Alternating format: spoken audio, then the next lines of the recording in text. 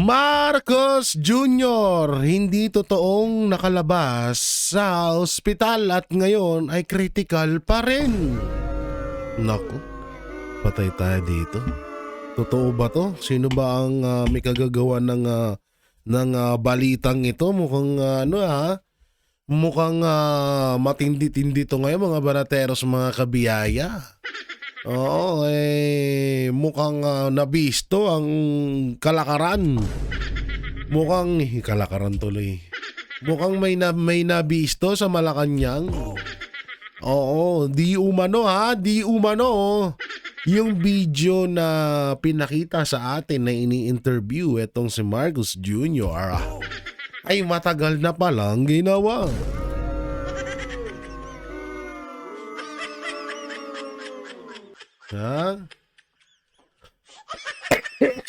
At hanggang ngayon may ubo pa rin ako. Kaya dapat magluya.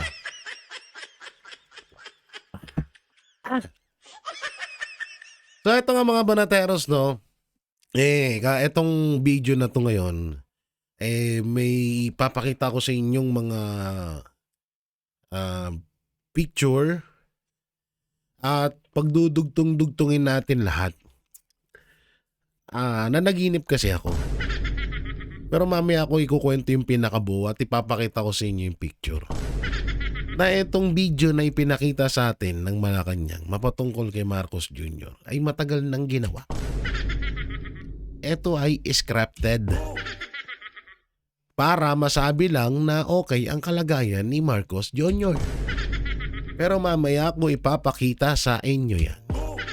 At ito yung pinakamalupit na banat ni Atty. Rowena Guanzon sa pagkakulong ni former Senator Bong Revilla. Panoorin din natin maya-maya lamang. At syempre, bago natin ito simulan, don't forget to like, share, comment, and subscribe sa ating YouTube channel. Pipindot na lang din po yung bell button para lagi kayo updated sa ating mga video araw-araw. At pakidamay na rin po ang mga kapatid ko sa Banateros Brothers. At syempre, mga video ng SMNI News. Yan.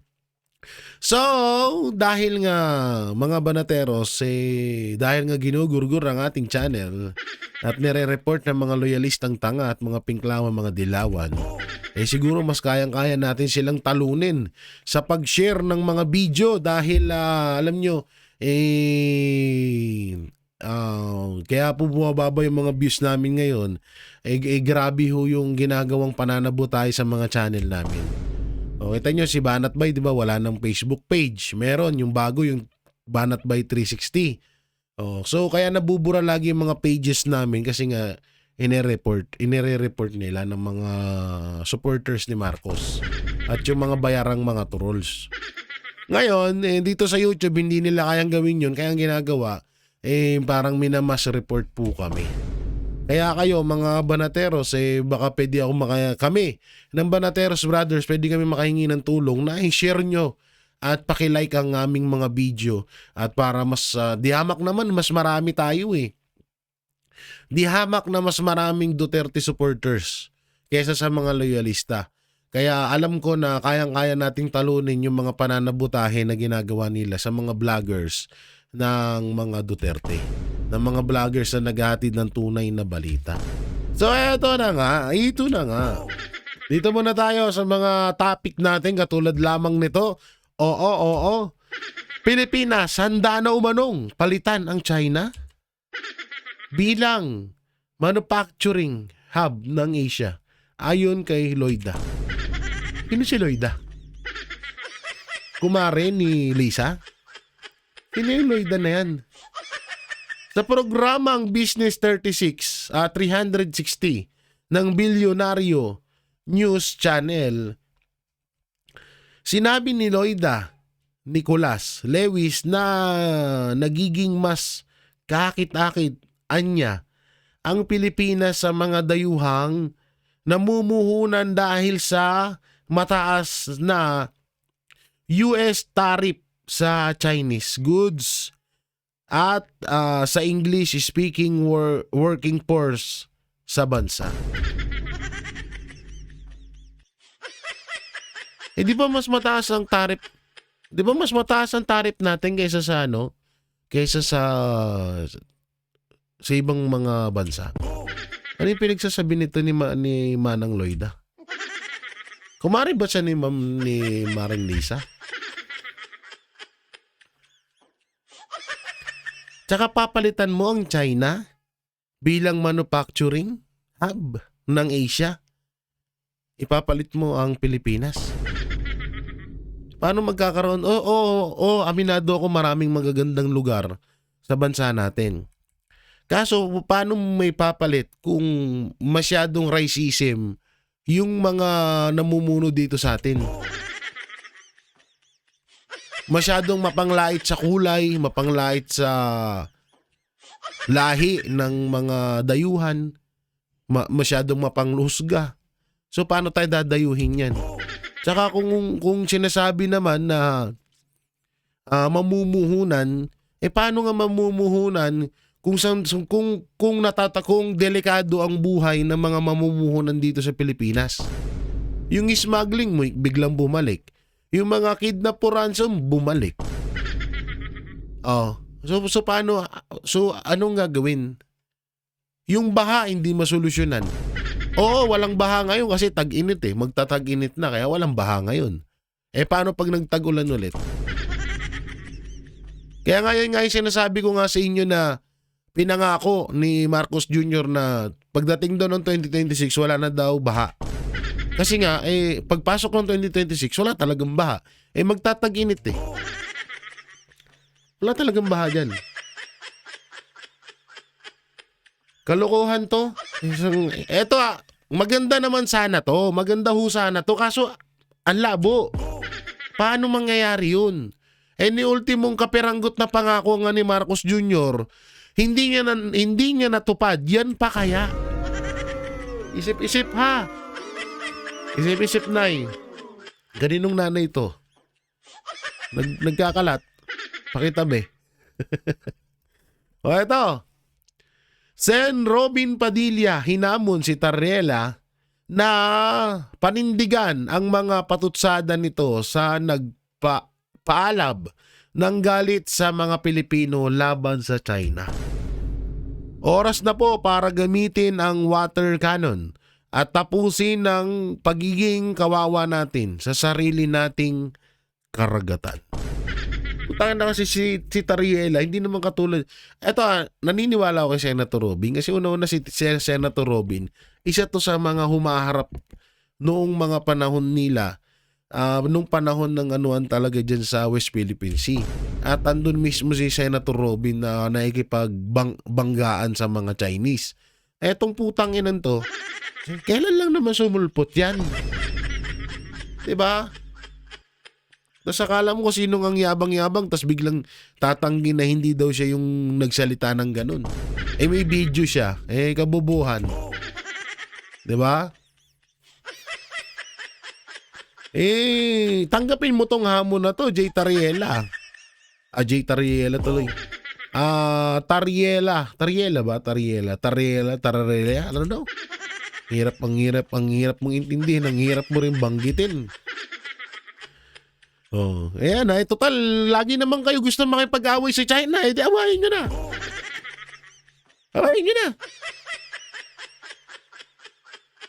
Diba, sabi nyo, kayang-kaya nyo naman. Sige na, go na kayo dun. Utangin na nyo. Puro kayo kayabangan Pause na nga ako, na-high blood pa ako sa inyo. Excuse me, at eto na nga. Ang kapatid, ang anak ni Leila de Lima. Kakambal. Ang kakambal ni Leila de Lima na si Virgily Luistra. Ano to? Gerbil? Ang hirap ng pangalan mo. Pangit naman ang mukha. Ito. Wala nang pwedeng humabol 1-year bar rule. Ganap na ayon kay Luistro. Putangin na parang kayo na ang nagpapatupad ng batas ngayon lahat Tanggalin na Supreme Court para kayo na lang pumalit. Wala nang pwedeng umabol basta may makarating na impeachment complaint sa House of Justice Committee. Following the Francisco ruling it completed in insertion process. Therefore, is bars all subsequent impeachment complaint against the same impeachment official. Bakit yung kay BP Sara? Sinampal, putang ina, ginagawa nyo talaga kaming tanga. Ba't yung kay BP Sara pwede? Pag kay Marcos, bawal? Ang timang naman, oh. Listro, na paghahalata nga na, ha? Kamusta naman yung mga project mo dyan sa Batangas, ha? Yung mga kalsadang giba-giba dyan. Tanginang yan, pag kay Marcos, bawal lang, yung kay BP Sara nga, 3 yun, eh.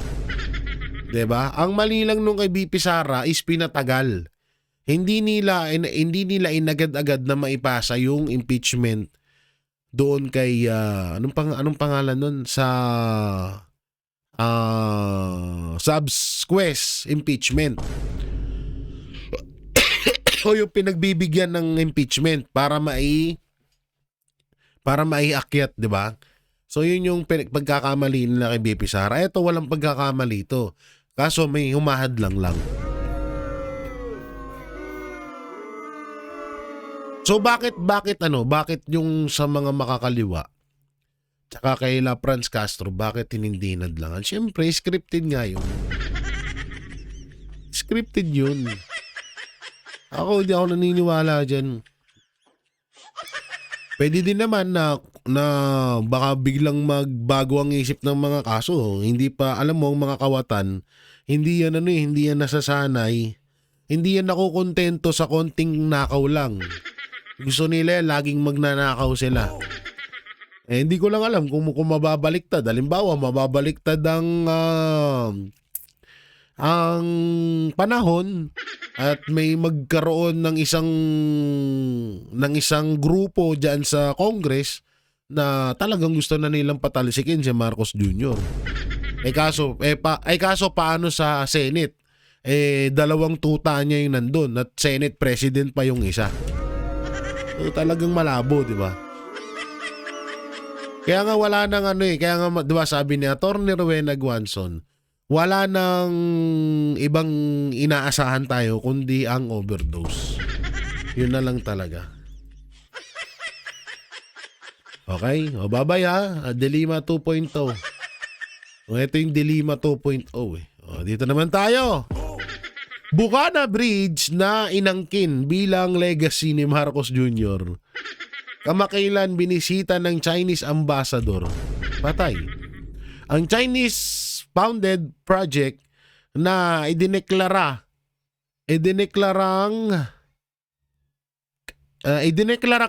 kamakailan lang ni Pangulong Marcos Jr. bilang isa sa mga legacy project ng kanyang administrasyon ay muling napansin matapos itong bisitahin ng Chinese ambassador sa Pilipinas na si Jing Wang nitong Martes ng hapon, Enero 27. Di ba galit na galit ka sa Chinese, Marcos? Bakit hindi mo kinayang pagbawalan etong Chinese ambassador na makatungtong sa bridge mo? Bridge mo kuno. Ha? Ba't hindi mo kinaya? Why? Akala ko ba ikaw ang legacy mo yan. So dapat may karapatan ka ba para hindi mo sila para hindi mo sila patungtungin dyan. Ha? Bakit ngayon parang ano nangyayari sa'yo? So napagtanto mo ba na hindi mo talaga project yan, ganun ba? Marcos, tangina kasi to, hanggang ka na hanggang, wala naman sa'yo dyan. Ni piso nga na, ito paulit-ulit ko sinasabi. Ni pisong duleng, walang ibinigay ang Pilipinas dyan sa Bukana Bridge na yan. Pera lahat po ng Chinese yan. Pera po lahat ng China yan. Ha? Ano po nila yan? Donation. O, sa madaling salita, donasyon. Donasyon po nila yan para sa Pilipinas para magawa yung tulay na yan. Ni pisong duling walang inambag dyan si Marcos Jr. For your information, motherfucker. Binura no? Buisit angkan na angkin, hindi naman sa kanya. Ahit na to. Marcos Legacy, ulol. Marcos Legacy, yung bigas nga, di mo na matupad eh. May Marcos Legacy ka pa. O yung may tulay akong pinagawa sa Bicol, baka gusto mo rin mag-opening doon. I-open ribbon mo, ha? Para kahit pa paano magkaroon ka ng project. Dito naman tayo. Ping, hindi susuportahan ng parusa laban kay Sen Bato. Wow. Hindi ako magiging bahagi ng anumang rekomendasyon na magpapataw ng parusa laban sa kanya. Kung aabot man doon, kaugnay ng kanyang mahabang pagliban. Sa iisang simpleng dahilan, wala akong moral na autoridad. Dahil ako mismo ay halos nasa kaparehong sitwasyon mahigit 15 taon na ang nakalipas, sabi ni Senator Ping Lacson. Eto, goods naman tong sinabi ni Ping Lacson dito kasi nga parang syempre hindi naman kahit papaano naman nag-iisip pa naman tong si Pinky. Syempre nakakaya naman yung Pinky kung ikaw nga nagtago ka ng 15 taon eh. 'Di ba? Hindi ka naman inanonood. So ngayon yung kay Senator Bato aanuhan nyo. Tsaka ito Senator Bato, ako'y makikiusap lamang sa'yo. Kasi dati kasi, di ba, naanuhan na natin si Senator Bato na parang, parang lumambot. Lumambot yung isang bato na nakilala natin. At kamakailan lang din, naglabas ng pahayag si dating Pangulong Duterte mapatungkol kay Senator Bato de la Rosa. Hindi ko lang alam kung nandito pa sa cellphone ko yun pero mas maganda siguro hanapin natin para para basahin at hindi tayo magkamali. Kasi may nakita talaga akong may nakita akong ni Pangulong Duterte kay Senator Bato. Ay, ito pala, ito, nakita ko na. Ito sabi ko, mayroon ka bang mensahe kay Sen Bato? Sabi ni BP Sara Duterte, yan po para baka sabihin nyo, nagsisinungaling tayo. Sabi ko, mayroon ka bang mensahe kay Senator Bato de la Rosa? Sabi ni BP Sara kay Pangulong Duterte. Ang sagot ni Pangulong Duterte, happy birthday, Sen Bato. Magpakatigas ka na, parang bato. Alam nyo doon sa sinabi ni Tatay Digong, double meaning po yun. Na wag sana mamasamain ng ibang mga Duterte supporters tong sasabihin ko pasensya na kayo sa sipon. Tinitiis ko lang basta lang makapag-vlog Para sa akin yung sinabi ni Pangulong Duterte na bato magpakatigas ka na. Parang magpakatigas ka na parang magpakatigas ka na parang bato. Siguro parang kautusan yun ng isang master. Kasi alam naman natin na master talaga ni Senator Bato si Tatay Digong. Parang pinapahiwatig ni Tatay Digong na, Bato, simulan mo na. 'Di ba? Simulan mo na kung ano yung dapat mong simulan. Ipakita mo kung sino ka talaga at magpakatigas ka na. Ito, para sa akin kasi ang mga Duterte kasi mahilig yan sa double meaning, minsan triple meaning pa yan Mahilig yan sa mga logical, sa mga mensahe na may 2 or 3 kahulugan. Mahilig ganun ng mga Duterte. Pero para sa akin, yung mensahe ni Pangulong Duterte na yan is parang gusto niya ng Bato, magsimula ka na kung ano yung dapat mong simulan. Kung ano yung mali, dapat mo nang suwagin, dapat mo nang putulin, dapat mo nang labanan. Hindi ka lang magtago ng magtago. Parang ganun. Ganun ang nakikita ko sa mensahe ni Tatay Digong kay Senator Bato de la Rosa. na kahit ako din, alam niyo sa totoo lang, ayaw ni Pangulong Duterte na magkagulo sa Pilipinas. Ayaw niya tayo masaktan.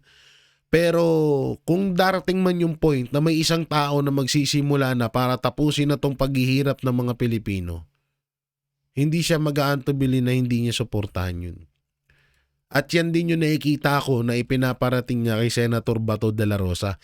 Hindi ko lang alam kung gagawin ni Senator de la Rosa. Hindi ko siya binabanatan si Senator Bato Pero doon sa mensahe ni Tatay Digong, medyo kasi, may laman talaga na para sa ganong mensahe. So ewan ko lang kung anong desisyon, kung lumambot na ba talaga ang bato. Kasi yung nangyari sa kay OJC, Siege, doon hindi ko naramdaman ang pagiging bato ni Senator Bato de la Rosa. 'Di ba? Na halos parang pinagtanggol niya pa nga yung mga pulis doon na si Torre, pinagtanggol, binigyan niya pa ng idea. 'Di ba? Ngayon siya na yung sinusuwag. Baka si Torre pa yung gamitin para arestuhin siya. Yan ang mahirap diyan. Kaya doon sabi ko, wala. Hindi parang ibang-iba na yung bato na nakilala natin noon at ngayon. So eto na ang awayan ng mga kupal.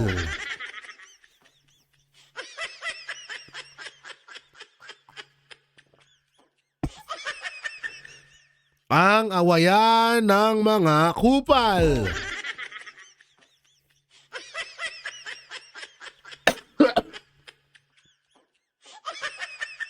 Ang awayan ng garapatan ni Marcos at garapatan ni Romualdez. Ang tindi ng sipon ko, grabe. Malaking karangalan sa akin na ako'y binatikos ng mga crocodile ni Romualdez. Sabi nila, wag ko daw buhayin yung mga issue. Number 1, yung mga issue. Pilitin kong buhayin yung mga issues dahil wala pa namang big fish na nakukulong. Ngayon ang tanong ko sa kanila, bakit kaya takot sila na buhayin ang issue by Toby Tiangco?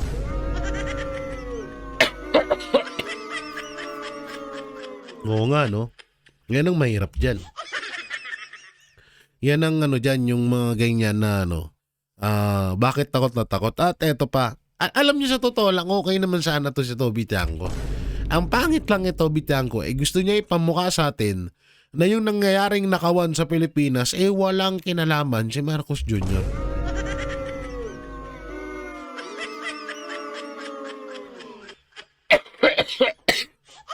Yun yung gusto niyang yun yung gusto niya iparating sa atin na walang kinalaman dyan si Marcos Jr. dyan sa nangyayaring nakawan na yan. Wait lang, may chat lang ako.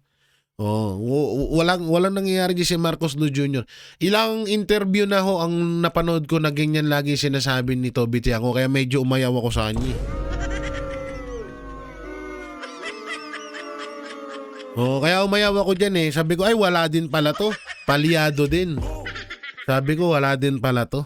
Hindi ko naman, anak ng teting, ako nga Diba? Vlogger lang, alam ko na kasama si Marcos Jr. sa nakawan. Tapos siya hindi niya alam. Tapos si Romualdez lang daw ang may alam dun. Kalokohan, diba? Yung kulay blue. Eto pa, basahin naman natin yung sinabi ni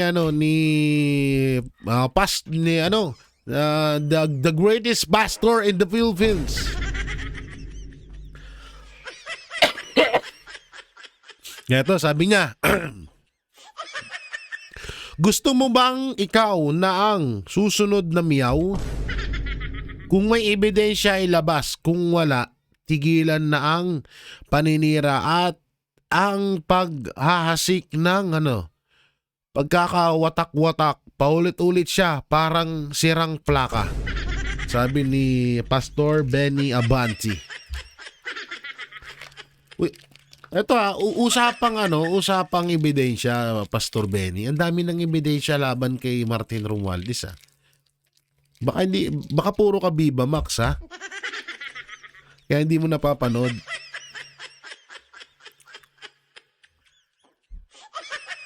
Baka puro ka Viva Max katulad nung isang pare, ha.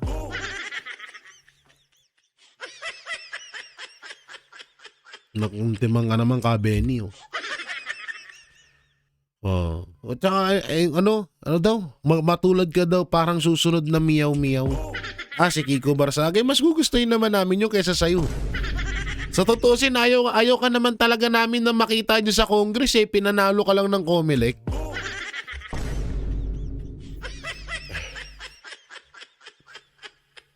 Talo ka na nga eh. Hindi ka na nga panalo eh. Ibinalik ka lang ng Comelec, kaya nandyan kang hinayupak, ha?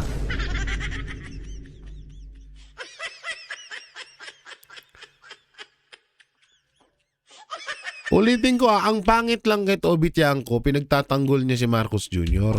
Nawala daw kinalaman si Marcos Jr. sa nakawan dyan sa gobyerno. At eto naman si Abante, ganun din.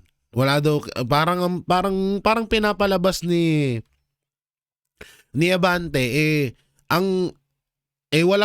walang kinalaman si Romualdez at ang pinuno ay si Marcos Jr. Pinuno ng nakawan or mastermind. O sige, mag-away-away lang kayo, mga kupal kayo, ha. Oo, pare-pares naman kayo ng mga budi. No, dito naman tayo. Bong Revilla nakakulong kasama ang 6 na preso sa ordinaryong selda. Inilipat sa mga ordinaryong selda ng New Quezon City Jail si dating Senador Bong Revilla matapos ang 7 days quarantine. Kasama siya ang 6 na low risk PDL na walang kaugnayan sa kanyang kaso. Yung nga masakit dito eh. 'Di ba? Ang daming naunang mga pinangalanan dito sa flood control scam. Yung taong wala man lang kayo may ipakitang ebidensya laban sa kanya, siya pa yung unang kinulong. Ganun kalupit. Tapos, si Bernardo tinuturing yung hero. Yung mga kontraktor na mas dihamak na marami ang ninakaw, may mga special treatment. Tapos si Bong Revilla, porket hindi nyo kaalyado, inilagay nyo sa ordinaryong selda. Diba? So ganyan kakupal ang ugali nyo. Sa tutusin nga, may video nga ako ipapakita sa inyo yan. Ito po, panoorin natin, ha.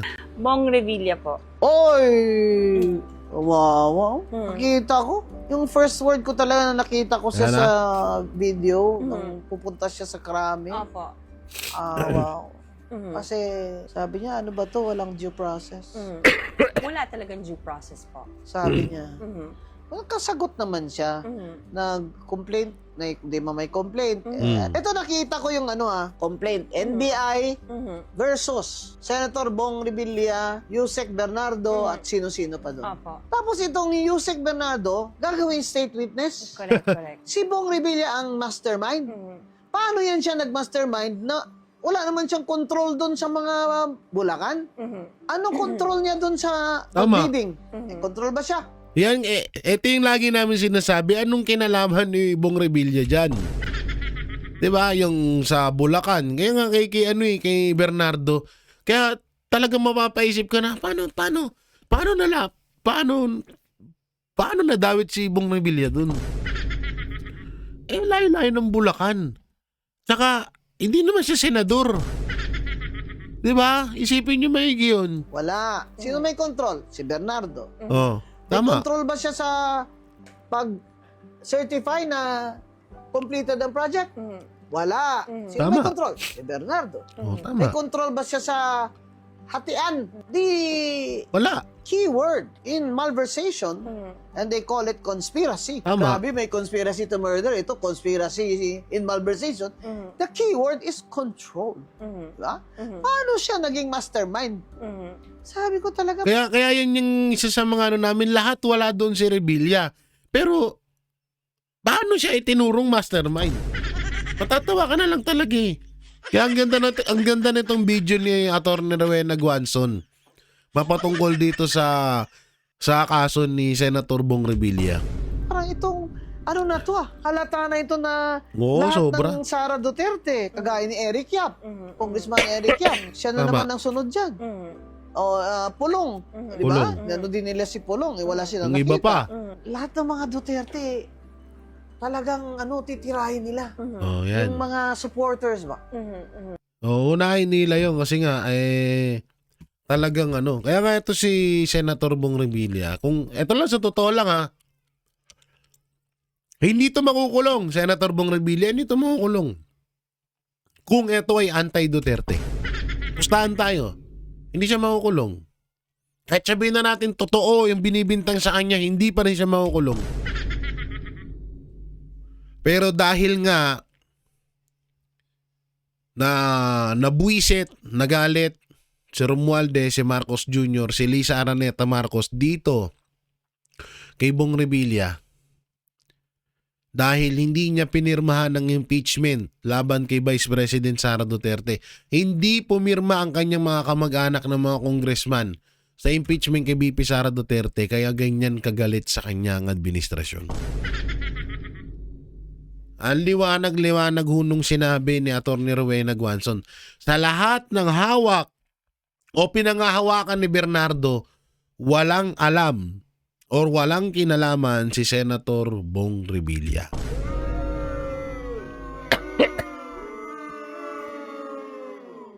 Kaya nga wala na talagang tinatawag na due process. So eto, dito tayo.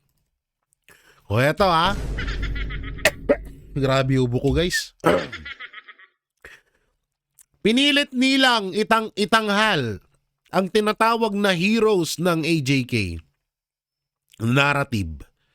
Ngunit tumatanggi silang gunitain man lang ang SAP 44. Inom muna tayong tubig ha.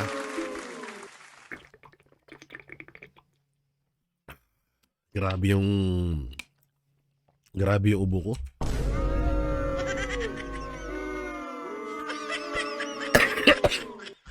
Kayo mga banateros, mga kabiyaya, anong ano nyo? Sa tingin nyo, sino dapat bigyan ng parangalan? O sino dapat ang pangaralan? Ang bigyan ng parangal? Yung sundalong nagbuwis ng buhay para sa bayan? O yung mga adik na namatay dahil sa sarili nilang kasalanan? Sino? Comment nyo nga dyan. Tapos tatakbong presidente ang hinayupak? 'Di ba? Hindi ba siya nanginginig nun? Tatakbong presidente ito.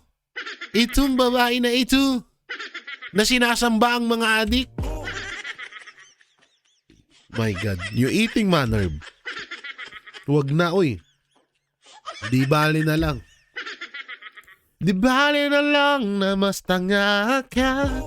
Huwag ka lang maging presidenteng hayop ka. Basag na naman sila kay Kong Pulong. O eto, ano naman to? O eto, ano naman to? Ano, Tito Soto na naman. Tito Soto, naisip pa persona non grata si Deputy Spoke Going. Go away. Go away. Go away. Go away. May pangalan pa lang, go away na. Tapos ipepersona non grata mo pa. Hindi ka na naawa.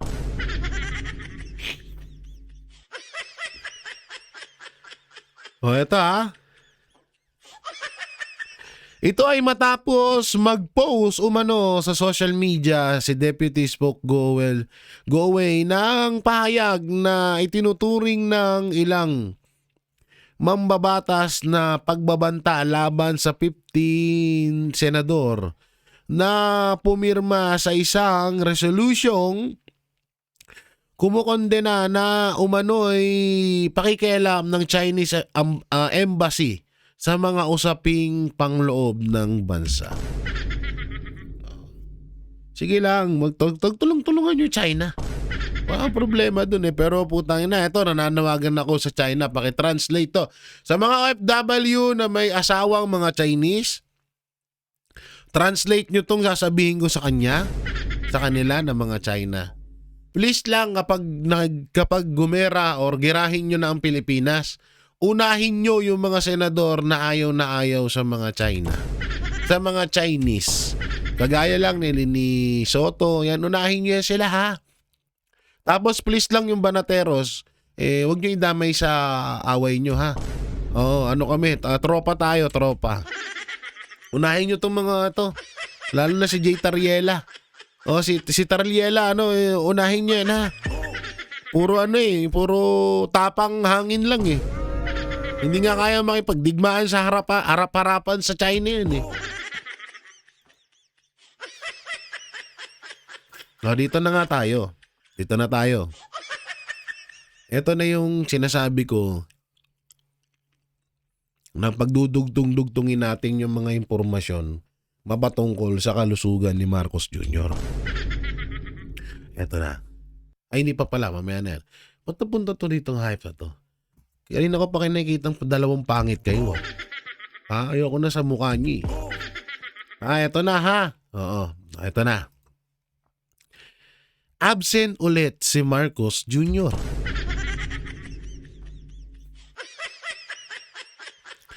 Sa halip na ang Pangulo, si S. Ralph Recto ang humarap at kumatawan sa administrasyon ayon kay Recto, kasalukuyang tinatapos ni Marcos Jr. ang kanyang mga dokumento at sinunod ang payo ng kanyang mga doktor na magpahinga matapos ang pagkaka-hospital nito noong nakaraang linggo.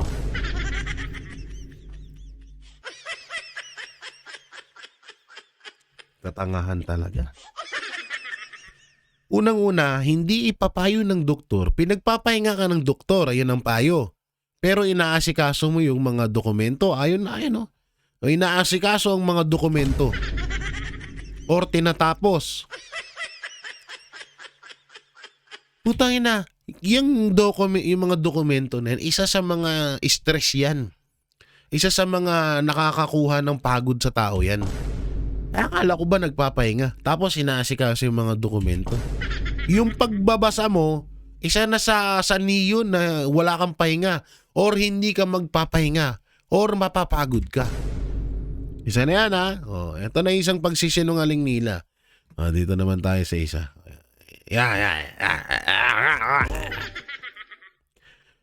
Gumaganda, umiigi, umaayos po ang kalusugan ng Pangulo.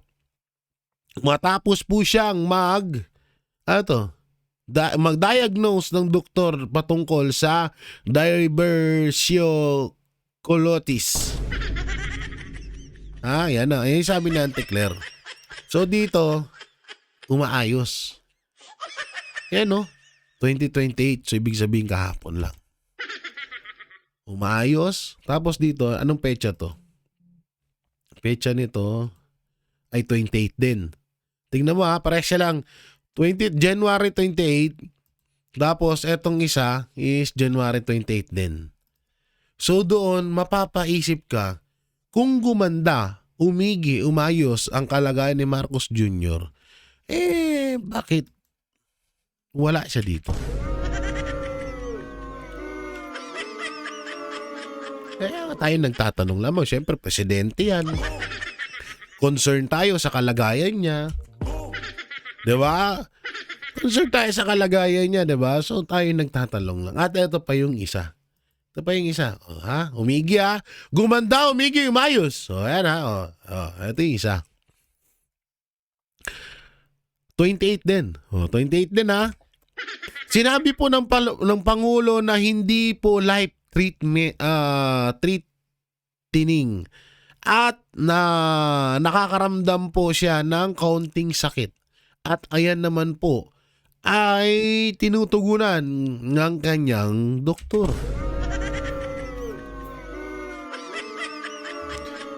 Dito, gumanda, umigi, umayos. Buta, parang kanta lang.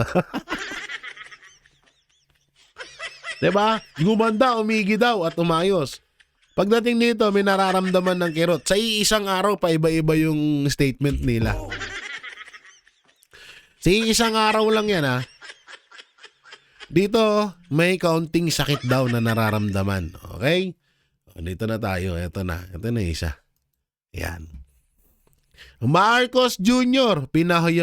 Pinayuhang bawas. Bawasan pansamantala ang kanyang kasipagan.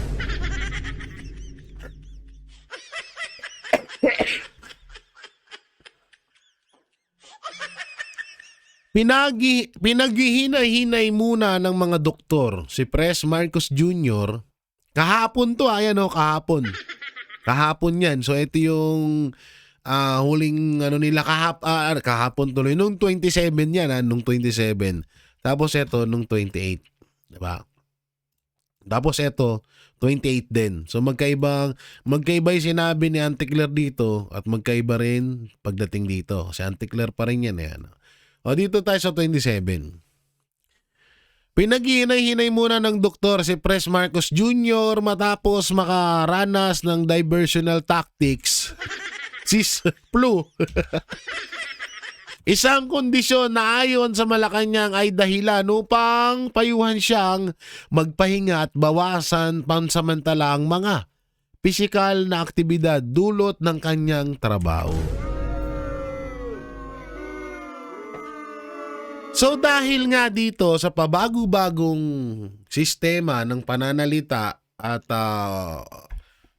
mga sagot ni Auntie Claire Cuto Castro, dito biglang nagkaroon ng hinala.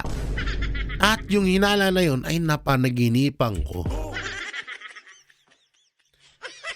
Nanaginip po ako, mga banateros, na etong video na ipinakita sa atin nung nakaraan ni Auntie Claire na ini-interview niya si Marcos Jr. ay matagal ng video.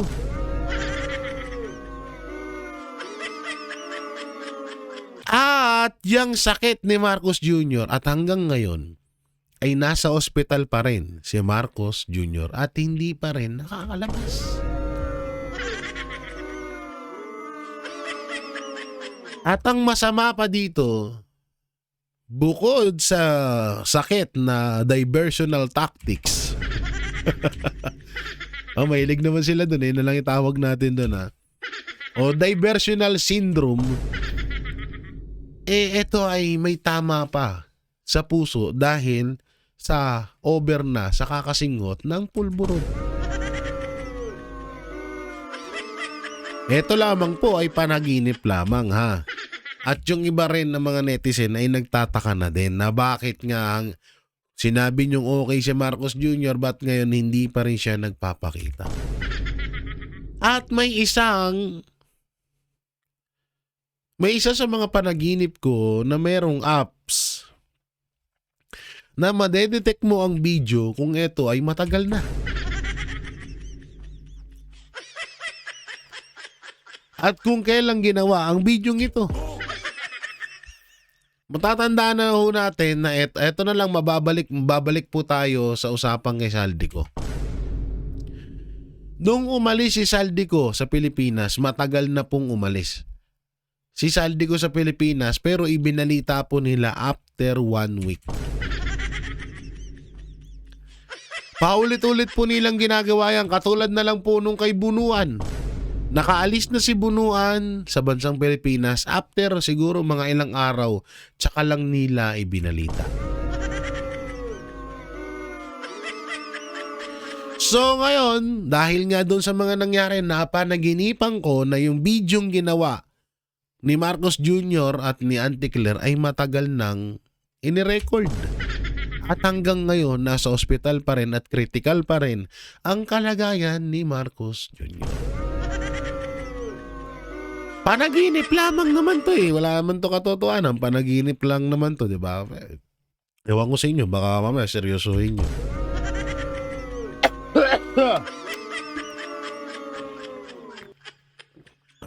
Sarap. Oo. So kayo mga banateros, kung ano ba yung pahayag nyo dito sa hindi pagsipot ni Marcos Jr. sa iba't iba niyang mga aktibidades.